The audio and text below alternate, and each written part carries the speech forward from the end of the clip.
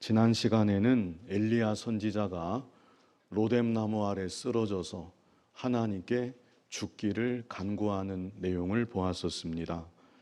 엘리야 선지자가 어떤 선지자였습니까? 북쪽 이스라엘이 그 어느 때보다 영적으로 어둡고 타락했던 시절, 하나님의 손에 붙잡힌 바 되어서 정말 능력 있게 쓰임 받았던 선지자가 엘리야 선지자였습니다. 그가 기도하면 하늘에서 더 이상 비가 내리지 않았습니다. 그러다가 그가 또다시 기도하면 3년 6개월 동안 닫혀있던 하늘문이 열리고 하늘로부터 큰 비가 내려왔습니다. 바알 선지자 450명, 아세라 선지자 400명, 그들과 850대 1의 대결을 벌일 때에는 엘리야 선지자가 기도했더니 하늘로부터 불이 내려와서 제단의 재물이 다 타버리고 또 도랑의 물까지도 다 말랐다고 했습니다. 심지어 엘리야 선지자는 병들어 죽은 아이까지도 살려내기도 하였습니다. 그런데 그랬던 하나님의 종이 깊은 낭망에 빠져서 자신이 있어야만 되는 자리를 떠나 멀리 도망치다가 지쳐 쓰러지고 하나님께 죽여주시기를 간구했던 것이죠. 엘리야 선지자가 이렇게 되었던 이유에 대해서 지난 시간에 4가지로 우리가 생각해 보았었습니다. 그 첫 번째 이유가 변하지 않는 현실 때문에, 두 번째는 두려움 때문에, 세 번째는 조급함 때문에, 네 번째는 내가 하겠다는 마음 때문에, 결국 이 4가지는 다 자기와 관련이 있다고 했습니다. 그동안 엘리야 선지자가 하나님의 일을 나름 열심히 한다고 하였지만 어느 순간부터 그 일은 하나님의 일이 아니라 자기의 일이 되어버렸던 것이고, 그랬기 때문에 자기의 생각대로 자기의 뜻대로 일이 잘 되지 않는 것처럼 여겨지자 그만 깊은 낭망에 빠지고 말았었던 것입니다. 그런데 하나님께서는 이런 엘리야 선지자를 책망하시기보다 몸과 마음이 지쳐 쓰러져 있는 그를 측은히 여기셔서 천사를 통해 어루만져 주셨고 떡과 물을 주어서 먹게 하여 주셨고 힘을 얻어서 하나님의 산 호렙산을 향해 40주 40야를 나아가게 하신 것을 우리가 또한 보았습니다.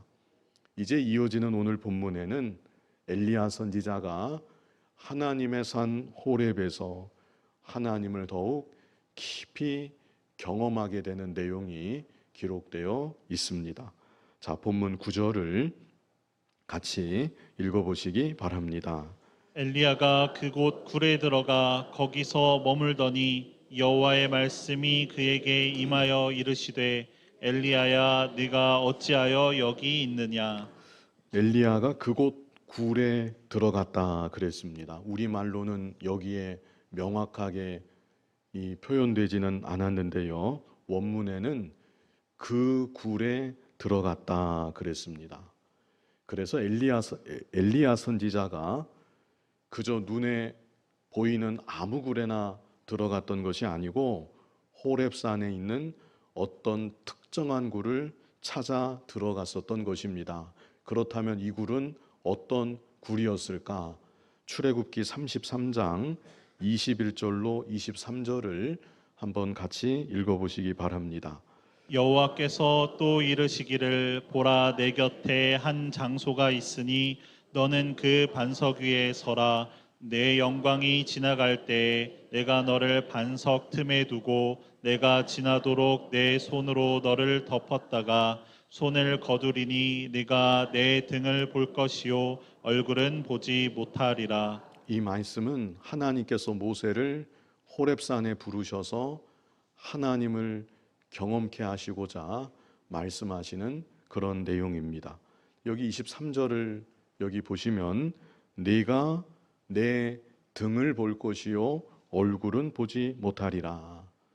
하나님은 영이신 하나님으로 물질적 존재가 아니십니다. 그러므로 하나님에게 우리 사람과 같은 얼굴이나 등이 실제 있는 것은 아닙니다. 그럼에도 하나님께서 이렇게 말씀하신 것은 유한한 우리로 하여금 이해하기 쉽도록 이렇게 표현하여 주신 것입니다. 그럼 이게 무슨 의미인가? 하나님의 영광을 직접 볼 수는 없지만 그 영광의 뒷모습은 보게 하여 주겠다. 바람이 불면 가지가 흔들리지요. 마치 그와 같이 하나님의 영광이 임했다는 어떤 분명한 흔적을 보게 하여 주겠다. 이런 하나님의 말씀으로 이해할 수 있습니다. 자, 참고로 우리가 읽지는 않았지만 출애굽기 33장 20절에는 나를 보고 살 자가 없음이니라. 하나님께서 이런 말씀도 하셨습니다. 나를 보고 어떻게 할 자가 없다고요? 살 자가 없다. 죄 많은 인간은 거룩하신 하나님의 영광을 직접 대면할 수 없는 것입니다. 우리가 물질 세계에서도 하늘에 떠 있는 태양조차 볼 수가 없습니다. 그 빛 아래 살고 있고 지금도 그 환한 빛을 우리가 느끼고는 있지만 고개를 들어서 그 밝은 태양빛을 자기의 눈으로 응시하고 바라볼 수 있는 사람은 없는 것입니다. 그런데 하물며 거룩하신 하나님, 창조주 하나님, 영원부터 영원까지 계신 지존하신 하나님의 영광을 어떻게 우리 인간이 직접 대면할 수가 있겠습니까? 내가 하나님을 보았다는 그런 말은 하지도 마시고 듣지도 마시기 바랍니다. 나를 보고 어떻게 할 자가 없다고요? 살 자가 없음이니라. 이게 하나님의 말씀입니다. 그런데 이 시간 특별히 주목해서 볼 것은 여기 출애굽기 33장 22절을 다시 보시면 내 영광이 지나갈 때에 내가 너를 어디에 두신다고 했습니까? 반석 틈에 두고, 여기 반석 틈이 동굴을 의미하는 것입니다. 하나님께서 모세로 하여금 호렙산에서 하나님을 직접 경험케 하여 주실 때 하나님의 영광의 본체는 아예 볼 수도 없으려니와 그 지나간 흔적을 경험하는 것조차 동굴 안에서 경험하도록 모세를 반석 틈에 두셨던 것이죠. 이 시간 본문에서 엘리야 선지자도 하나님의 인도하심을 따라서 호렙산까지 왔고 이제 하나님의 임재를, 그 영광을 과거 모세가 경험했던 것처럼 엘리야도 여기서 경험하게 됩니다. 그래서 본문에서 엘리야 선지자가 들어갔던 동굴은 그 동굴이라고 성경 원문에는 분명히 표현하고 있는데 그 동굴은 아마도 과거 모세가 머물렀었던 그 동굴이 아니었겠나 여겨집니다. 아무튼 엘리야 선지자는 지금 동굴 안에 있습니다. 그리고 또 중요한 것은 그는 아직 낭망한 마음을 온전히 회복하지 못했다는 것입니다. 그래서 하나님께서 그런 엘리야를 향해서 물으십니다. 본문 9절 끝에 보시면요, 뭐라고 물으셨습니까? 엘리야야, 네가 어찌하여 여기 있느냐? 이것은 하나님께서 엘리야 선지자로 하여금 자기 자신을 돌아보게 하시는 것이죠. 지금 엘리야 선지자는 원래대로라면 어디에 있었어야 되는 것입니까? 북이스라엘 땅에 있어야 되는 것이죠. 아합과 이세벨이 온통 우상 숭배로 물들어 놓은 그 땅, 엘리야 선지자는 지금 이 순간도 바로 그곳에 있었어야만 되었던 것입니다.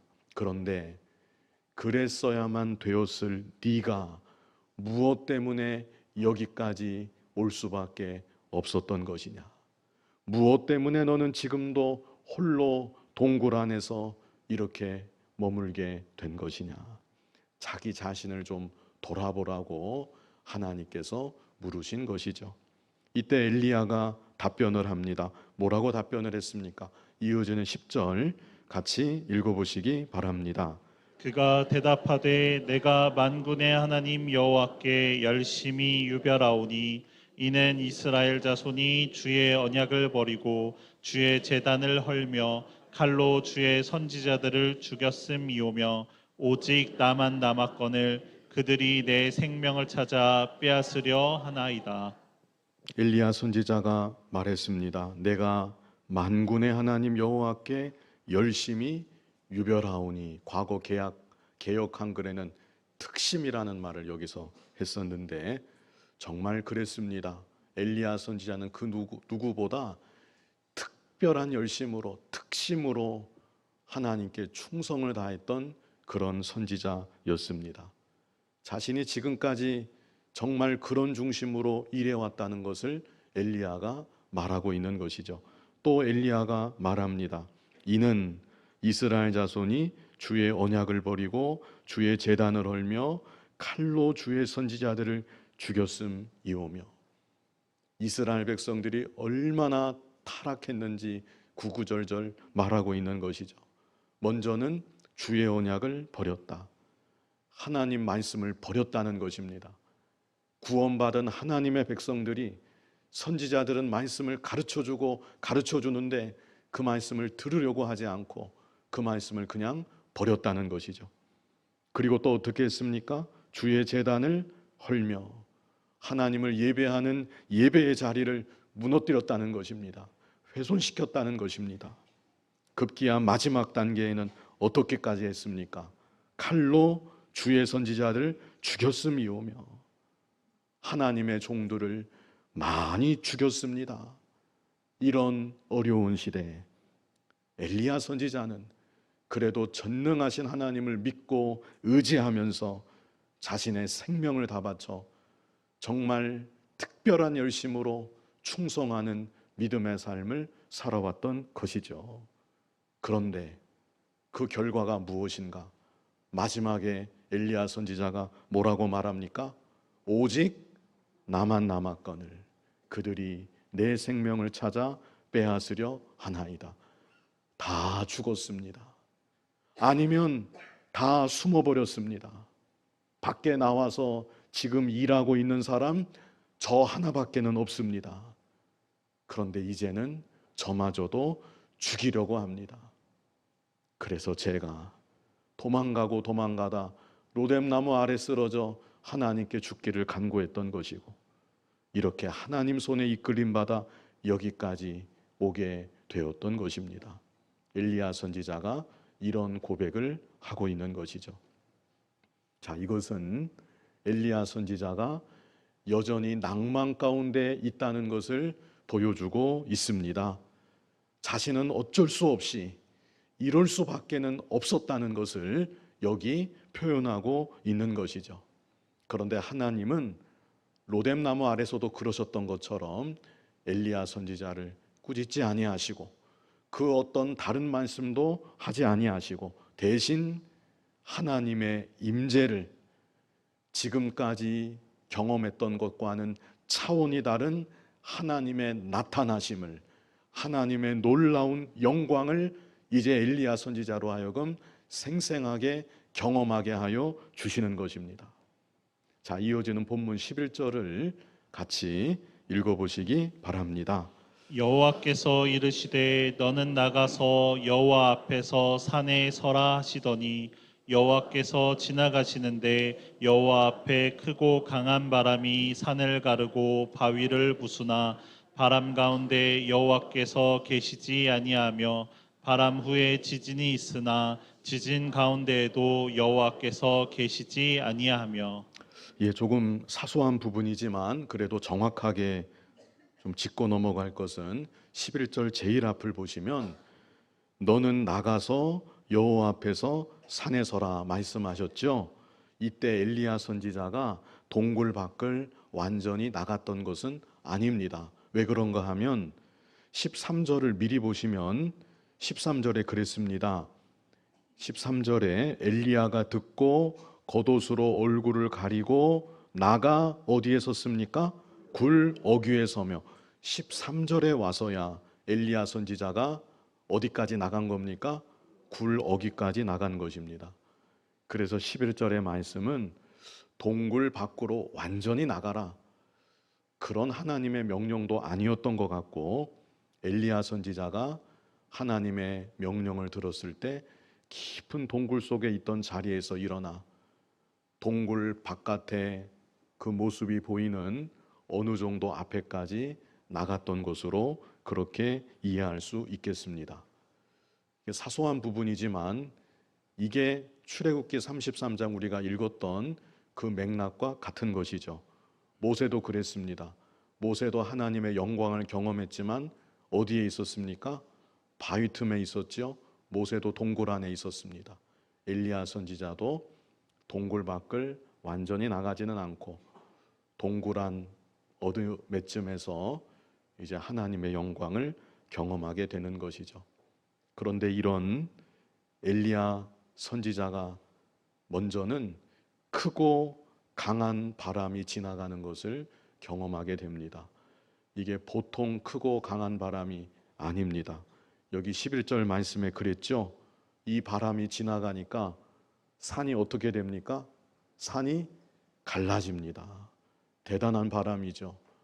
이 바람이 바위에 부딪히니까 바위가 어떻게 됩니까? 부서집니다. 산산조각이 나는 것입니다. 동굴 안에서 이 광경을 보는 것이죠. 이런 무섭고도 두려운 이 바람이 지나가는 것입니다. 그런데 중요한 것은 여기 11절 그 후반부에 보면 바람 가운데 하나님이 계셨습니까? 안 계셨습니까? 계시지 아니하며 그랬습니다. 마치 여름 한날 소낙비가 굉장하게 내렸지만 갑자기 맑게 개이면서 아무것도 아닌 것처럼 그렇게 마치 그런 모습과도 같이 지나가고 나니까 아무것도 대단한 것이 지나간 것 같았지만 지나가고 나니 남는 것은 아무것도 없었던 것이죠. 그 다음에는 바람 다음에는 또 뭐가 있었습니까? 지진이 있었습니다. 엘리야가 서 있는 그 땅이 동굴이 산 전체가 막 흔들렸던 것이죠. 굉장한 것입니다. 그러나 지진 가운데도 하나님이 계셨습니까? 안 계셨습니까? 계시지 않았습니다. 이어지는 12절 같이 읽어보시기 바랍니다. 또 지진 후에 불이 있으나 불 가운데에도 여호와께서 계시지 아니하더니 불 후에 세미한 소리가 있는지라. 지진 후에는 무엇이 있었습니까? 불이 있었습니다. 이 불도 그냥 웬만한 불은 아니었겠죠. 엘리야 선지자가 일찍이 경험하지 못했던 정말 대단한 불이, 어마어마한 불이 아마 지나갔을 것입니다. 자, 그러나 이 불 가운데도 하나님은 계시지 않았다는 것이죠. 세 가지가 차례대로 지나갔습니다. 처음에는 무엇이었습니까? 바람이었고, 두 번째는 지진이었고, 세 번째는 불이었습니다. 이제 마지막 네 번째는 무엇이었습니까? 세미한 소리가 있는지라. 세미한 소리는 어떤 소리죠? 큰 소리입니까? 작은 소리입니까? 작은 소리입니다. 고요한 소리, 조용히 속삭이는 듯한 소리입니다. 이런 소리는 주변이 시끄러우면 들리지 않습니다. 자기 마음도 분주하면 이런 소리는 들리지 않습니다. 엘리야 선지자 입장에서 이번에는 도대체 무엇이 오겠는가? 마음의 준비를 단단히 하며 기다렸겠는데 더 이상 요란한 일은, 어마어마한 일은 일어나지 않았습니다. 그 모든 것들이 다 지나가고 고요하고 깊은 정막이 흐르는 가운데 하나님의 세미한 소리가, 하나님의 속삭이는 듯한 음성이, 그러나 분명한 그 음성이 엘리야의 귀에, 그리고 엘리야의 마음에 울린 것입니다. 그리고 이때 엘리야는 알았습니다. 이것이 바로 하나님의 임하심이구나. 바로 지금 이 가운데 하나님의 영광이 함께하고 계시는구나. 그래서 13절에 엘리야가 네 번째 일이 있고 난 다음에 어떻게 합니까? 엘리야가 듣고 겉옷으로 어떻게 했습니까? 얼굴을 가렸습니다. 하나님이 정말 가까이 계시다는 것을 피부로 느낀 것입니다. 하나님의 영광의 임재를 엘리야 선지자가 느끼고 감히 얼굴을 들지 못하고 그 얼굴을 자기 옷으로 가린 것이죠. 그리고 엘리야 선지자가 굴 어귀에 섰습니다. 자, 그렇다면 이 일을 통하여서 하나님께서 엘리야 선지자에게 무엇을 깨닫게 하시는 것인가? 이것이 이 시간 제일 중요합니다. 무엇을 깨닫게 하시는 것인가? 하나님의 구원 역사, 참 생명의 역사는 세미한 소리의 역사라는 것을 깨닫게 하여 주시는 것입니다. 지금까지 엘리야 선지자가 해왔던 일들이 바람이 지나가는 것 같고 지진이 나는 것 같고 불이 일어나는 것 같은 그런 일들을 엘리야 선지자가 해왔던 것입니다. 물론 그런 일들도 하나님께서 하나님의 뜻 가운데 이루어 가시는 하나님의 역사임에는 틀림이 없습니다. 그러나 그런 일들을 통하여서 엘리야 자신에게나 주변 사람들에게나 하나님의 임재가 실제 깊이 경험이 되었는가? 하나님의 생명의 역사가 그 가운데 실제 이루어져 나아간 것인가? 그렇지 않다라는 것입니다. 그렇지 않다는 거 아합과 이세벨을 통해 증명이 됩니다. 아합과 이세벨이 숱한 기적의 역사를 보았지만 그럼에도 하나님 앞에서 여전히 굴복하지 않습니다. 이스라엘은 어떻습니까? 엘리야를 통해 나타나는 신비한 기적, 대단한 일들, 눈앞에 보이는 외부적인 엄청난 일들을 볼 때마다 놀라기도 하고 기쁘기도 하고 흥분하기도 했겠지만 그랬다고 온 이스라엘이 회개하고 하나님께로 돌아온 것은 아니었습니다. 무엇보다도 엘리야 선지자 자신도 마찬가지입니다. 엘리야 선지자 자신이 수많은 기적의 역사가 자신을 통해 나타나는 그 기쁨과 황홀함과 감격을 경험했지만 그 자신의 믿음이 그로 인해 자라난 것은 아니었습니다. 엘리야 선지자의 인격이 그로 인해서 만들어진 것은 아니었습니다. 최종 결과가 무엇입니까? 로뎀나무 아래 쓰러져서 죽여달라고 간구하고 있습니다. 지금도 여전히 낭망한 가운데 주저앉아 있는 가운데 일어나지 못하고 있는 것입니다. 대단한 선지자인 것처럼 보였지만 이게 엘리야 선지자의 본질인 것이죠. 그렇다면 지금까지 엘리야 선지자가 소홀했던 것이 무엇이었는가? 그리고 이제 앞으로는 엘리야 선지자가 무엇에 마음을 더 기울이고 하나님께서 주신 사명을 감당해 나아가야 되는 것인가? 그것은 다름 아닌 하나님의 세미한 소리에 마음을 기울이고 귀를 기울이고 그 세미한 소리를 묵묵히 따라서 한 걸음 한 걸음 걸어가는 것입니다. 그렇다면 세미한 소리가 무엇인가? 세미한 소리는 하나님의 말씀입니다. 세미한 소리가 나에게 들려진다는 것은 하나님의 말씀이 진정 내 안에서 깊이 믿어지고 깨달아지는 것을 의미하는 것입니다. 그래서 세미한 소리의 역사, 이것이 진짜 생명의 역사인데 이것은 곧 말씀의 역사입니다. 과거나 지금이나 앞으로나 생명을 살리는 역사, 죽어있는 영혼을 실제 거듭나게 하는 역사, 그것은 오직 말씀의 역사입니다. 그뿐 아니라 살아난 영혼이 자라나게 하는 역사, 죄를 점점 벗어버리게 하고 거룩한 하나님의 사람으로 만들어지게 하고 굳건한 믿음의 사람으로 서게 하는 역사, 그 역사도 오직 말씀의 역사입니다. 베드로전서 1장 23절을 한번 같이 읽어보시기 바랍니다. 너희가 거듭난 것은 썩어질 씨로 된 것이 아니요 썩지 아니할 씨로 된 것이니 살아 있고 항상 있는 하나님의 말씀으로 되었느니라. 너희가 거듭난 것은 그랬지요. 중생을 의미합니다. 무엇으로 거듭났습니까? 살아있고 항상 있는 무엇입니까? 하나님의 말씀으로 되었느니라. 하나님의 말씀으로 죽어있는 영혼이 거듭나는 것입니다. 그뿐 아니라 요한복음 17장 17절 또 같이 읽어보시기 바랍니다. 그들을 진리로 거룩하게 하옵소서. 아버지의 말씀은 진리니이다. 무엇으로 거듭난 영혼이, 중생한 영혼이, 사람이, 성도가 거룩하게 되는 것입니까? 진리로 거룩하게 하옵소서. 그리고 아버지의 말씀은 진리니이다. 거듭나는 것도 말씀으로 거듭나, 거룩하게 되는 것도 말씀으로 거룩하게 되는 것입니다.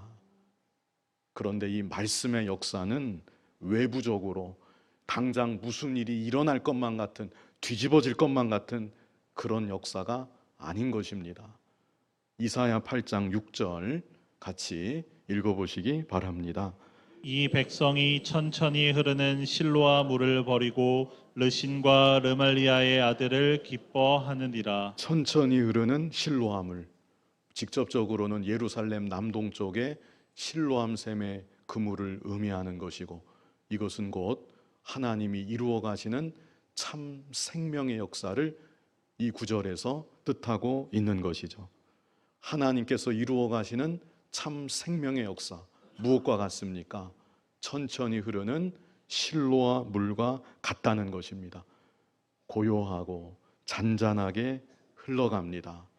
그러나 그 가운데 죽은 영혼이 살아나기도 하고, 병든 영혼이 고침받아 온전케 되기도 하고, 참 생명의 역사가 천천히 흐르는 그 고요한 물 가운데 나타나게 되는 것이죠.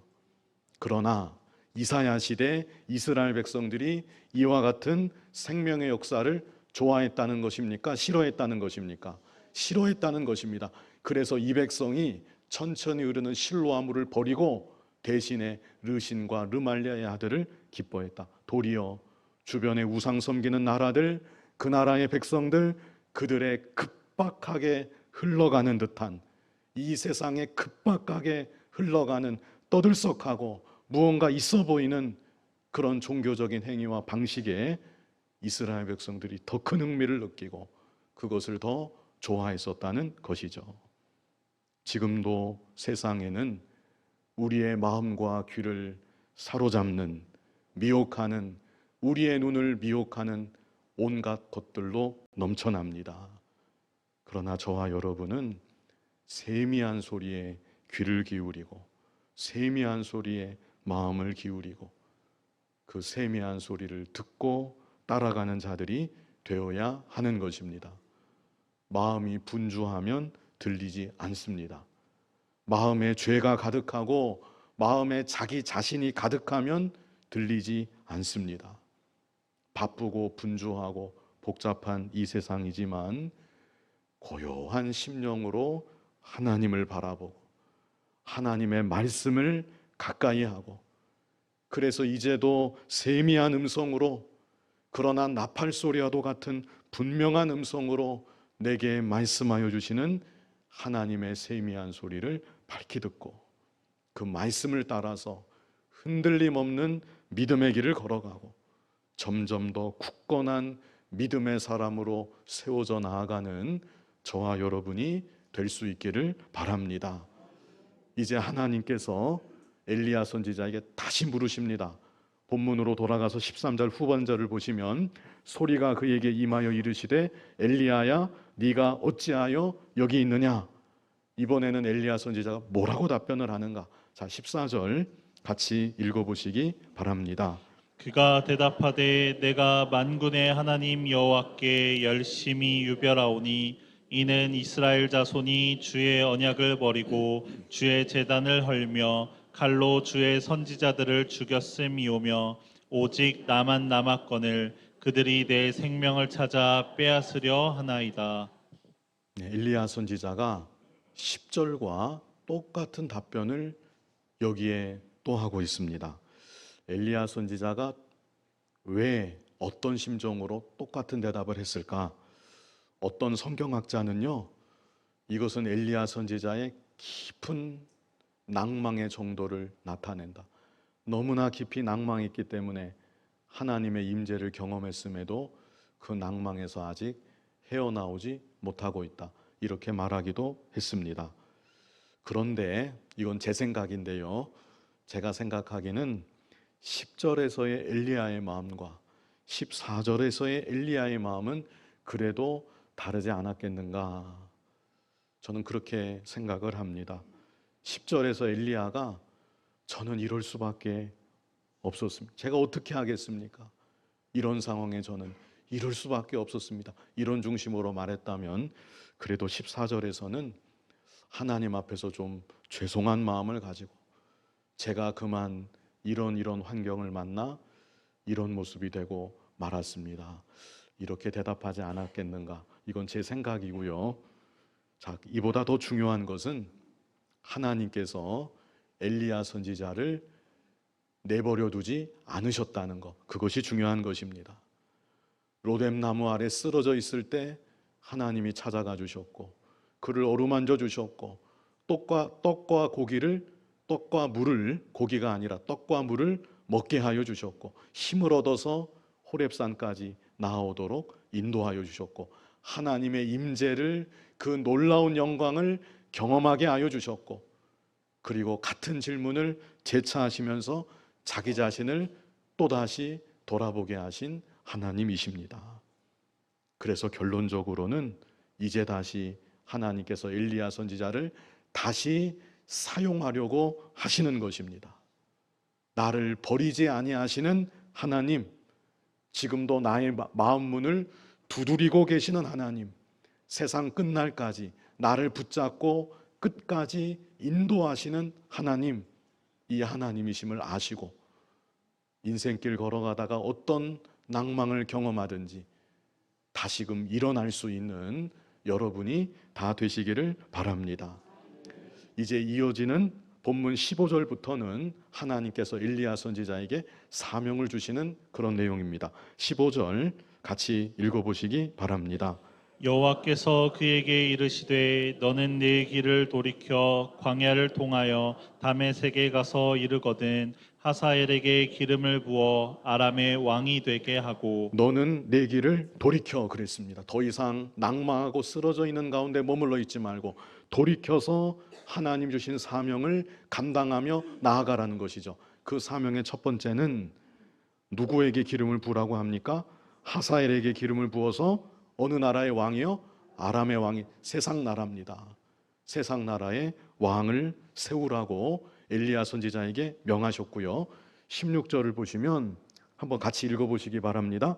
너는 또 님시의 아들 예후에게 기름을 부어 이스라엘의 왕이 되게 하고 또 아멜렉라 사밧의 아들 엘리사에게 기름을 부어 너를 대신하여 선지자가 되게 하라. 두 번째는 님시의 아들 예후에게 기름을 부어 이스라엘의 왕이 되게 하라. 세 번째는 엘리사에게 기름을 부어 너를 대신하여 선지자가 되게 하라.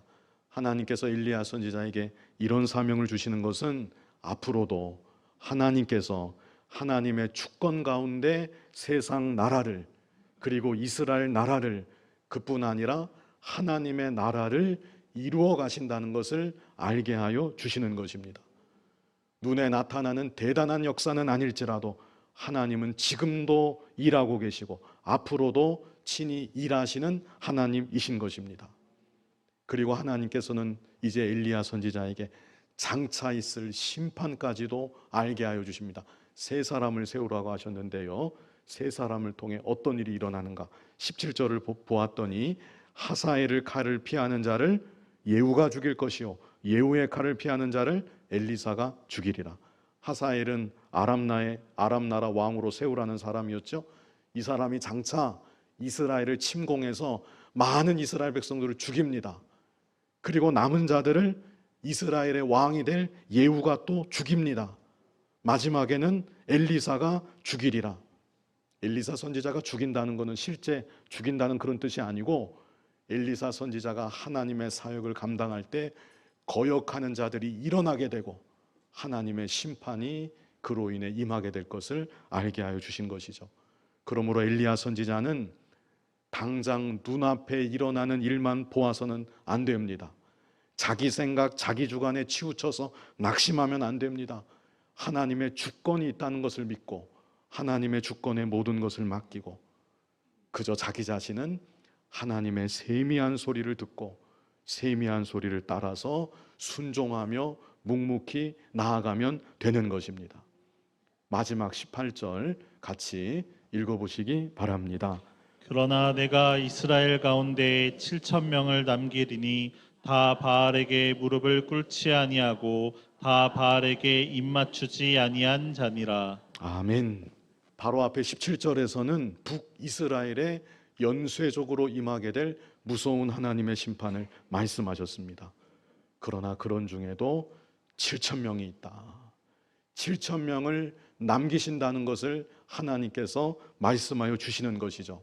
그런데 여기 18절을 자세히 보시면 7,000명을 누가 남기는 것입니까? 엘리야가 길을 쓰고 일해서 한 명 한 명 모아서 남기는 것입니까? 그게 아닙니다. 하나님께서 남기시는 것입니다. 엘리야가 할 일은 무엇입니까? 낙심하지 말고 세미한 소리를 듣고 세미한 소리를 따라가는 것입니다. 그러면 하나님께서 하나님의 주권 가운데 이 암울한 시대, 어두운 시대에도 바알에게 무릎 꿇지 않고 바알에게 입맞추지 아니한 7,000명을 남겨두시고 그들을 보존하여 주시는 것입니다. 지금 이 시대에 말로 닿을 수 없이 어둡고 점점 더 어두워가는 때가 되었습니다. 이러한 때 우리가 할 일도 다른 것이 아닙니다. 하나님의 세미한 소리를 마음을 열고 귀를 열고 잘 듣고 세미한 소리만을 묵묵히 따라 나아가는 것입니다. 그러면 하나님께서 이 시대도 신실한 하나님의 자녀들 7,000명을 남기시고 보존하실 줄 믿습니다. 이 7,000명이 결코 많은 숫자는 아닙니다. 이스라엘 인구가 100만 명은 되었겠는데 최소한 그 중에 7,000명 결코 많은 숫자는 아닌 것이죠. 그러나 누가복음 12장 32절에 뭐라고 말씀하셨습니까? 적은 무리여 무서워 말라. 너희 아버지께서 그 나라를 너희에게 주시기를 기뻐하시니라. 먼저는 우리들 자신이 하나님께서 이 시대에 남겨두시고 보존하시는 7,000명이 다 되어야 하겠고, 우리만이 아니라 우리의 자녀들, 우리의 후대도 다른 것에 마음 빼앗기지 아니하고 하나님 세미한 소리에 마음과 귀를 기울이고 바른 진리의 길을 걸어가므로 신실한 믿음의 사람들로 앞으로도 하나님의 나라를 잘 이루어 나아가는 귀한 은혜가 함께하기를 간절히 바랍니다. 거룩하신 아버지 하나님, 이제도 세미한 소리의 역사로 하나님의 구원운동, 생명운동을 이루어 가시는 거룩하신 아버지 하나님, 하나님의 세미한 소리를 밝히 듣게 하여 주시고 그 세미한 소리, 진리의 말씀만을 따라 믿음의 길 걸어가는 우리들 모두가 되게 하여 주시옵소서. 예수님 이름으로 기도하옵나이다. 아멘.